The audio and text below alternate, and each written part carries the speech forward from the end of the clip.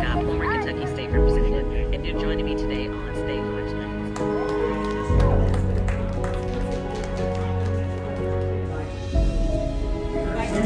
We will continue to provide updates as we have more information.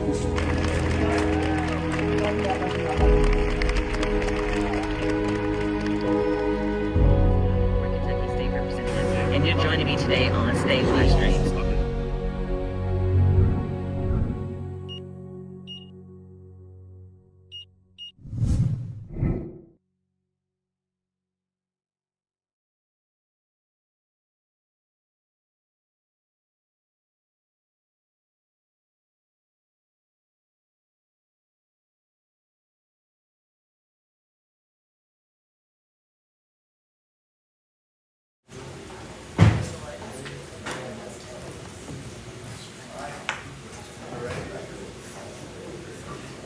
Good morning, everybody, and welcome to the Emergency Operations Center for our weekly press conference here. Our focus continues to be these weeks on working with Metro Council to pass an exciting and forward-looking budget to move our city forward, to make Louisville safer, strong, healthier. And part of that is funding our highest priority, improving public safety.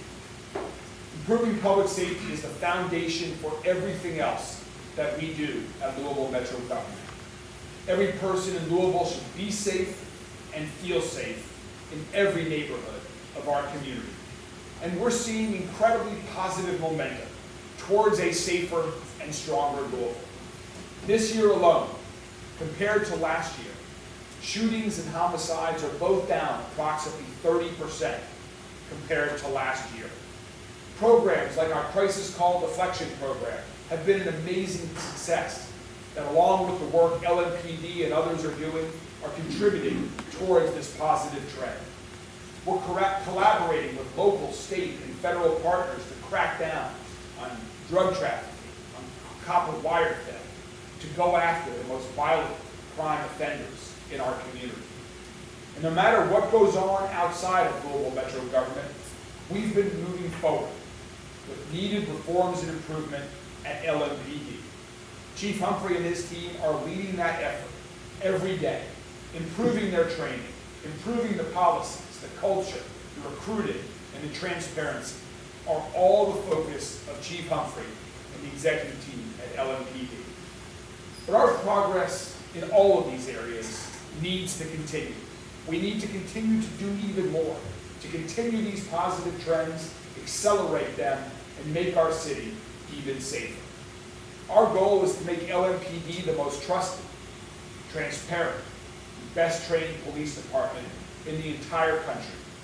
And to continue our progress, we need to double down on these things that are now working and find new ways to continue to improve.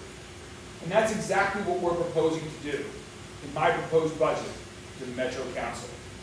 This means investing in larger LMPD recruiting classes to help them continue to add more law enforcement professionals that we need in Louisville.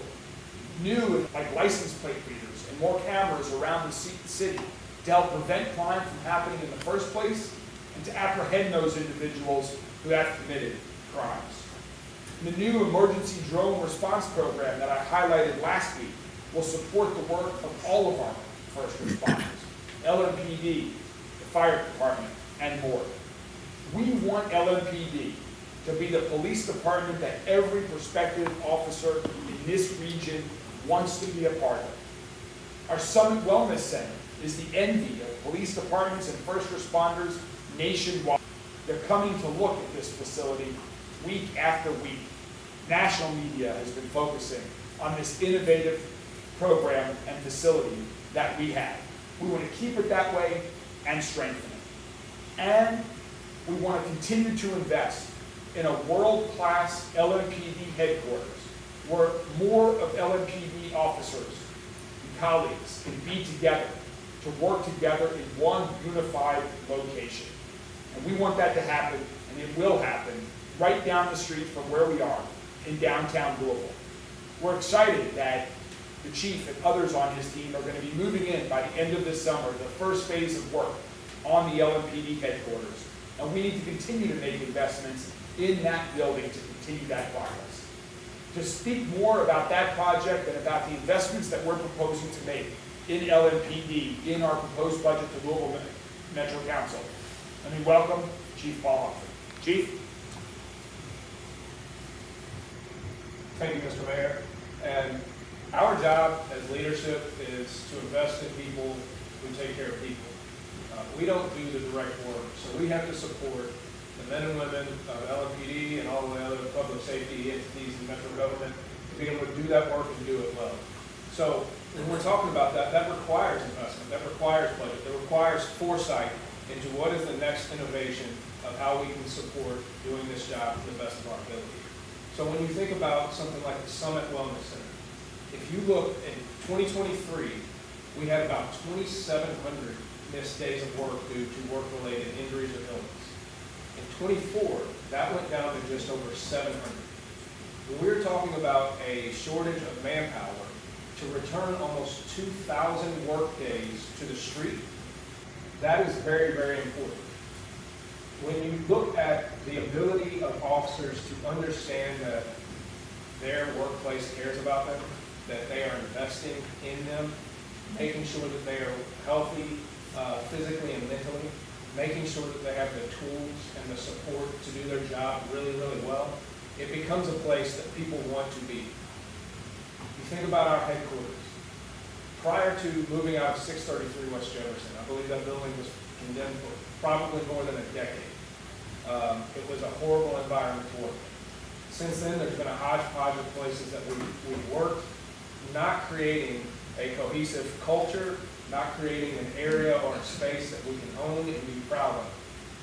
The ability to move into the new police headquarters is not just about putting somewhere between 400 and 600 employees in the same space. It's about unifying that culture and having that ability to interact and lead smoothly within our organization. Those things, as well as the investments in things like technology, as the mayor said, lead to our ability to attract employees. We know that the biggest attractor of an employee are the current employees. So to be able to show the officers and the professional staff of LMPD that this city and this department cares about them, cares about their success, is extremely important to getting that next recruit class in. And I'm hoping that we'll be able to make some announcements about one of our larger recruit classes that we've had in years in the next coming days. So very excited about the investments that we've already made and the investments that we continue to make and the impact that it will have on LMPD and the city going forward. Thank you, Chief. I should also add that this is, in addition to all of the reasons that the Chief just described for this new headquarters, it was also a recommendation from the United States Department of Justice as well. It is one of the many improvements that we are making to LMPD, where we are not waiting for anything to happen at the federal level. We are taking action here locally, bringing our officers together, bringing our executive team together in a unified downtown headquarters is one of those actions and improvements that we have been taking. And we're excited for the Chief and his team to have their new offices later this summer. Beyond policing, there's so much more that we do to help people's safety, to improve their quality of life across our city. And in my budget, we have another innovative area of proposed spending, new investment, a new program to help, just like the crisis deflection program helps individuals that are helping individuals that have mental health crises in need when they call 911. We have a new program that we think is going to help the entire city, the entire county, the entire EMS system. We're always trying to innovate. We're always trying to improve our services that we provide to the citizens of Louisville. And one example is right here at the Emergency Operations Center, just behind this wall, in the 911 call center, where our amazing dispatchers work 24 hours a day, 365 days a year. In my budget, I'm proposing to add new funding for medical professionals to be part of the 911 MetroSafe team. And for medical calls that come in, they will help individuals determine the appropriate level of care, ranging from self-care to a primary care visit, urgent care, or even directing an individual to the emergency department if needed. By having the opportunity to have somebody who's calling in need talk to a medical professional when it's not an urgent need for an ambulance, they can help resolve more calls over the phone or even through video one day to free up our ambulances to focus on those emergency runs that they most need to make and prioritize. To talk a little bit more about this proposed program, I'd like to welcome up our Deputy Director of Emergency Services, Kelly Jones. Kelly? Thank you, Mayor. Good morning, everybody. Just to follow up a little bit on what the mayor had to say about our program. EMS, just in the last 24 months alone, has taken about 300,000 phone calls. That's a whole lot of phone calls, putting strain on our entire medical system. We've looked around the country at places like Jacksonville, Austin, Vegas, DC, and Fort Worth. All those cities have some form of a diversion program for medical calls, and we're still trying to decide exactly what that would look like for us, but we believe it would be very important. Our job is to always be finding remedies to improve the way we deliver our services.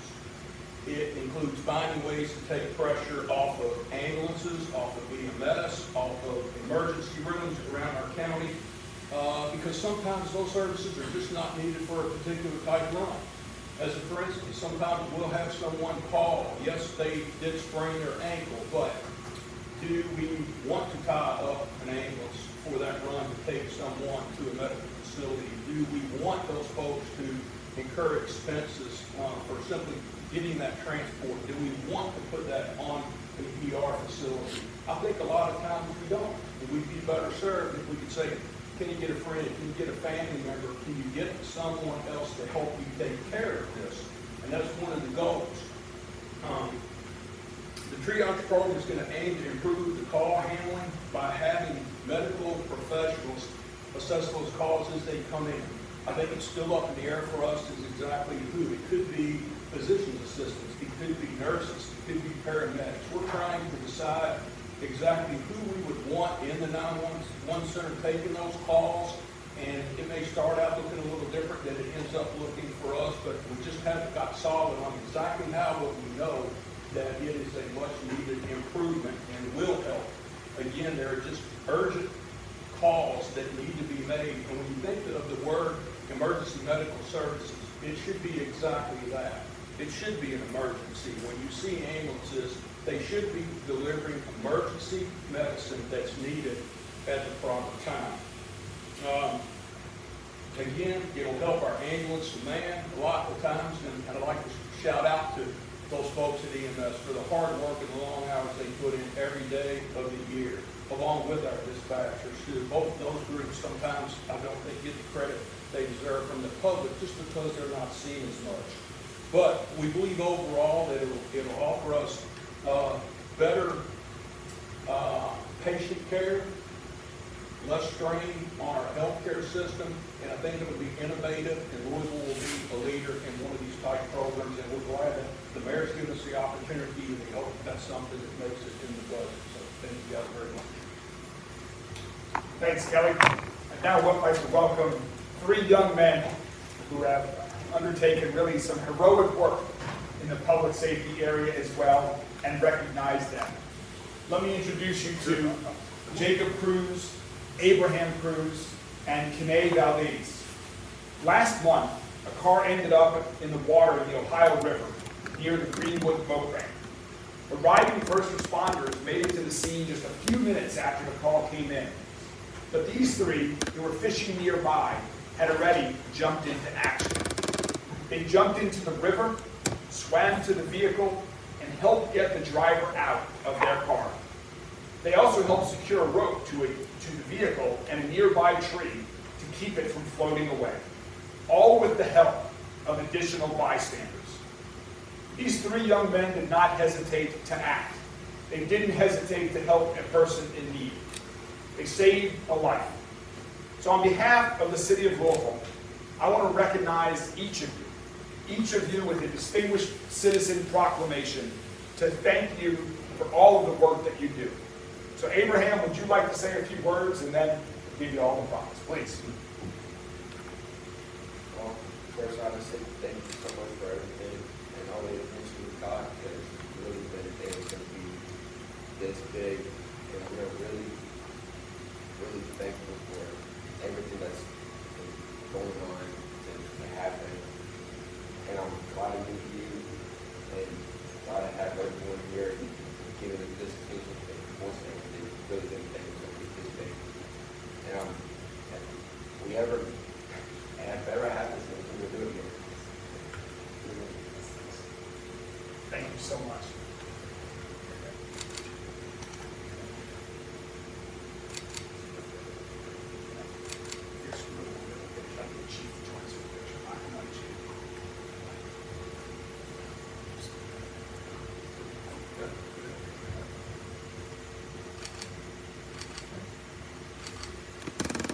Thank you. One more. Up.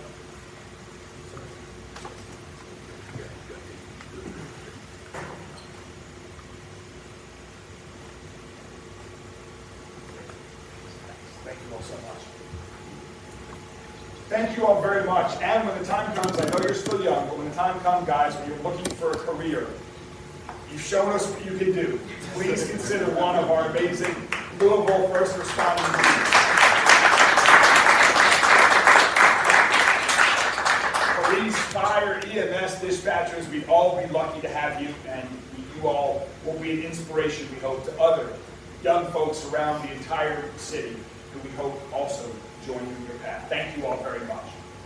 And finally, to end on a fun note before we open it up for questions, one more exciting announcement to talk about as we approach Memorial Day weekend here at the end of the month. Our local Louisville favorite, the Mayor's Hike, Bike, and Paddle, is back this Memorial Day. After taking a break last year because of a conflicting waterfront concert that we had down at the waterfront, it is back on Memorial Day. So please come out and join us on Monday, May 26th at the Tough Muck Great Lawn for the fun, free event that we're having. It gives everyone an opportunity. This is a non-competitive, family fun event that my family and I have enjoyed for years, long before I was mayor. Whether you like to ride a bike, if you like to walk along the river, or to have the unique opportunity to paddle in the Ohio River, this is the event for you on Memorial Day. The event begins at 8 a.m. and the hike, bike, and paddle all begin at 10 a.m. And there are lots of events and festivities and activities to do between 8 and 10 a.m. But the hiking, the biking, and the paddling begins at 10 a.m. on Memorial Day, Monday, May 26th. We're going to be giving out free t-shirts to the first 2,000 people who join us. Last year, they went very quick.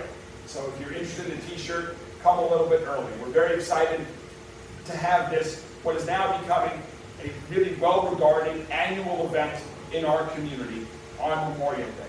And to get more information on all the routes and any other thing else, you can visit our website at louisvilleky.gov/HBP for Hike, Bike, and Paddle. I hope to see thousands of people around the community out there on Memorial Day weekend, Memorial Day on Monday, May 26th for the Mayor's Hike, Bike, and Paddle. And with that, I hope everyone has a wonderful week, and I'm happy to take any questions from members of the media, as are the Chief and Kelly about the programs that we spoke about. Mayor, Yes. actually, Battlefield Road project, just put a comment on both that, about improving all the fun areas. The new River Road project that started construction on recently, I'm very excited. Improving River Road is incredibly important for our community in many different ways. We have recently just started construction on the area between 2nd and 7th Street, really with a focus on improving safety, improving the lighting in that area that's underneath I-64, improving the connectivity to the river. So we're going to have new lights. We're going to expand the pedestrian access right along the river there to connect Waterfront Park in the east with Waterfront Park in the west. That part is going to be critically important to the Belvedere project that we're planning right now above that as well. We'll also make it safer for vehicles as well, this plan. So it's all about lighting, it's all about safety for vehicles and pedestrians and bicyclists, and connecting as much as we can back to the river. I'm excited that it's finally underway. We've really been working hard to get these projects that our community has been talking about for years, in some cases a decade or more, to make sure these projects actually happen. And this is one example of that happening. Mayor, how much are you proposing to spend on this medical triage program? Of the medical triage program, 600, that's okay, I should have lost my number. Yeah, $600,000 is the proposed annual expense to hire additional medical professionals who will sit in the MetroSafe dispatch area. And do you know how many, I know you said it was early, but how many people it might be? We want the budget to pass first, and then we've got different scenarios, assuming that, and, you know, based on the level of medical training will impact, obviously, the amount of their salary and how many we have. And so we'll get that information to you once we have that following the budget. We know we can get off to a great start. You know, with the crisis deflection program, we started small and we expanded that. We're working on all those things right now. Has there ever been like a shortage of ambulances, you know, that have led to issues or that hasn't happened, but you want to prevent that from happening or anything like that? We need more EMTs as well. And so we are actively working, just as we're working to increase the LMPD recruiting classes, so too are we working on recruiting more paramedics to join EMS as well. And the way that the system in Louisville, just as a brief reminder, is operated is we have Louisville EMS, and then there are suburban EMS districts as well that are often paired with the fire departments that have different home areas of responsibility that we all help out. And so this is going to be a city county-wide initiative to help with everybody reduce the load on everyone's systems. Is the headquarters building on schedule and on budget? It is right now. Right now, the headquarters building, we're scheduled to have the chief of this team moved in by the end of the summer, I would say. But that's just for the first phase. So there's probably 2 other phases as well. I proposed some funding, approximately $9 million, I believe, in this capital budget to do the second phase of that project. It will probably require one more phase as well. Speaking to the Memorial Day event, you know, obviously they lost thunder and now it's with weather, unfortunately. So do you think this is an event that, you know, bring back, you know, forward to as a way to, you know, use the waterfront again? Well, Kelly tells me it's going to be perfectly sunny on Memorial Day, so it's going to be great weather. You know, obviously, we can't control the weather, but we are doing all we can to continue to encourage community events following the amazing Kentucky Derby Festival and Derby 151 we had. This event I'm really excited for. In my proposed budget, there's also some funding to really enhance the 4th of July celebration along the riverfront as well. It certainly will not be thunder over Louisville, but last year we had an amazing community celebration on July 4th that we want to continue and expand. So we're looking for other ways to continue to support important community events. And we're getting ready at the end of next week to open the amazing new world-class Algonquin pool in the Algonquin Park in the Algonquin neighborhood. And that's another great community facility to have. Hopefully once kids are out of school after Memorial Day, they too can enjoy for the first time in generations. It is going to be the best public pool in the entire city. Well, not even the city, the entire state, I would say. The Jack Harlow Music Festival last year on Memorial Day, Kansas Hike, Bike, and Paddle. Do you expect to have this on Memorial Day moving forward, or just past this year, do you know? Yeah, the question was about, do we expect to have hike, bike, and paddle just on Memorial Day moving forward? That is the current intention, is for hike, bike, and paddle to be an annual Memorial Day event. We also have World Fest that happens downtown right now on the Belvedere. We're leaving new homes during construction, but it will remain downtown over Labor Day weekend.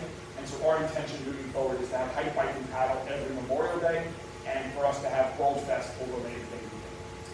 Question for Chief after the Tasha White case on Friday. Have you guys considered revisiting any of your policies for missing persons after that on Friday? So the question was whether or not we've reconsidered any of our policies related to missing persons after the Tasha White case. I can say we sat down as an executive staff with our legal team and reviewed our policy. And we put that out to you all, and we feel pretty comfortable with our policy the way that it is. It complies with the law, and there's a lot more information that will come out about that case that will provide more clarity than we're able to give. Question for the mayor. The city has named a new park ranger to lead the park ranger program. What data did the city use to justify the need for a park ranger program, and what will we see from this office in that I'm 6 months? the question was about the new park ranger program. I'm incredibly excited about the new park ranger program. This was in last year's budget, was a new initiative that we launched. We're again piloted and to start small with a small team, starting with the director of the park rangers and then to grow from there. I really grew out of community feedback and hearing from community members about the need to want to enjoy all aspects of our public parks and to ensure that they're safe, welcoming, inviting, and clean places to go. And so the Park Ranger program is really designed to enhance safety in all of our parks and to improve that safety and accessibility for all members, to ensure that people are using our parks for the right reason, and also to be there to support them, to help, just like the ambassadors in downtown Louisville are there to help provide hospitality, provide information, and to enhance the experience of visitors to our downtown. So too will these park rangers have great knowledge about all of the amenities of our parks, lots of information about the parks to help our users in the Louisville Metro Park system enjoy their time in the park. But we want every one of our parks to be safe and to feel safe, and park rangers are part of that solution. Just as we've added more lighting to our parks, we've added more cameras to our parks, we're adding free Wi-Fi to our parks. All of these are to enhance the quality of our parks and to ensure they're safe and accessible for everyone in our community. And a question for Chief Humphrey, same kind of subject. Does LAPD need a new police force in town, or how are you guys feeling about does LAPD need a new police force in town, or how are you guys feeling about the Park Ranger program?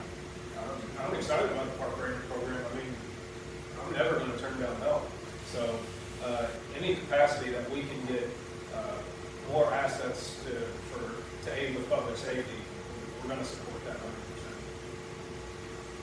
The mayor, there was a report last week about a possible $14 million budget shortfall and possibility of layoffs.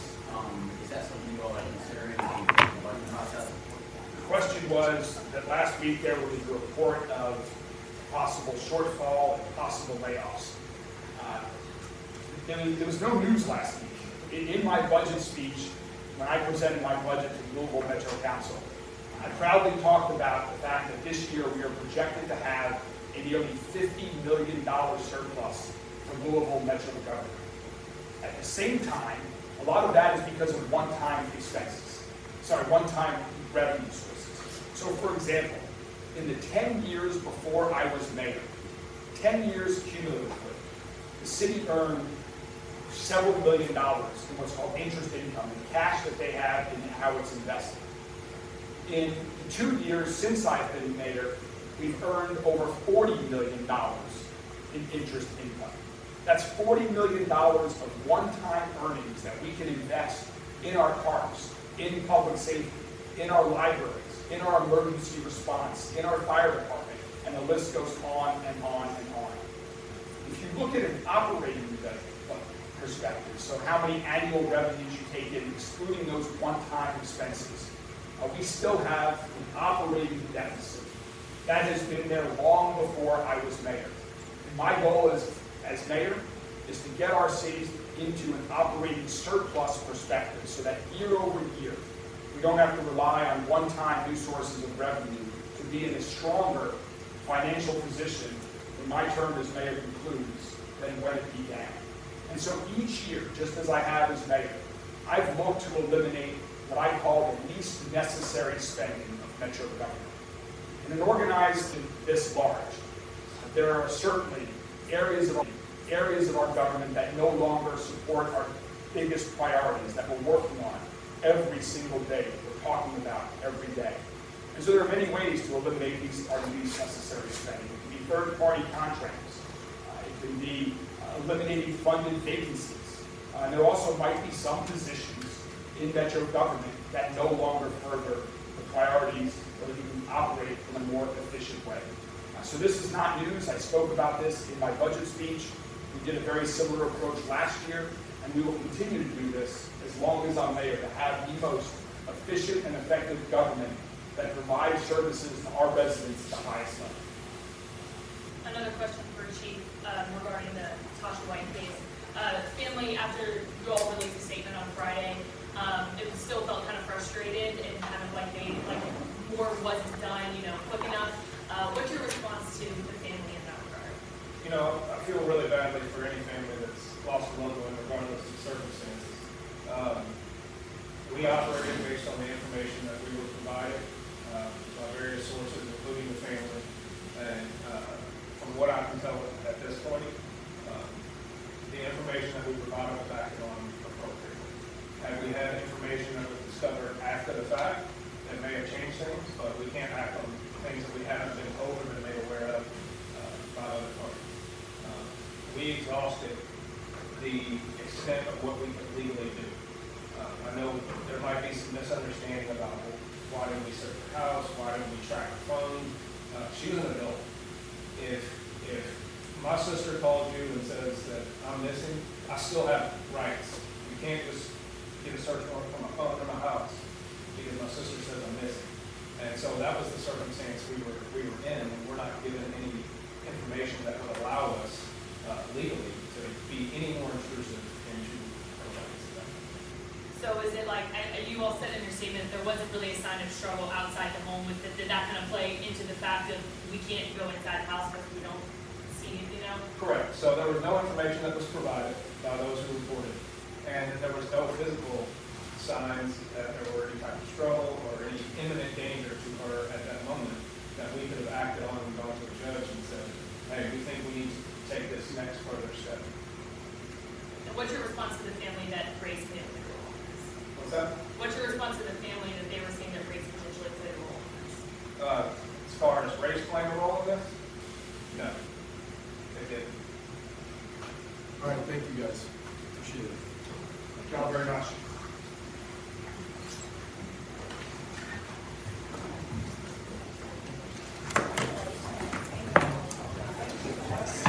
Hey, Brian. Yeah, good to see you.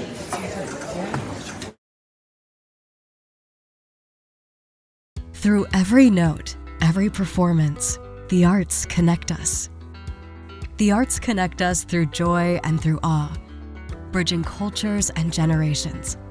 From intimate theaters to the grandest stages, the arts bring us together, reminding us that we're never truly alone. When we experience the arts, we experience each other. Kentucky Performing Arts. The arts connect us.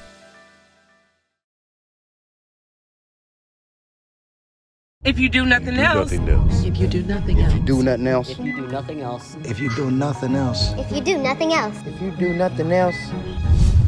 Stay live.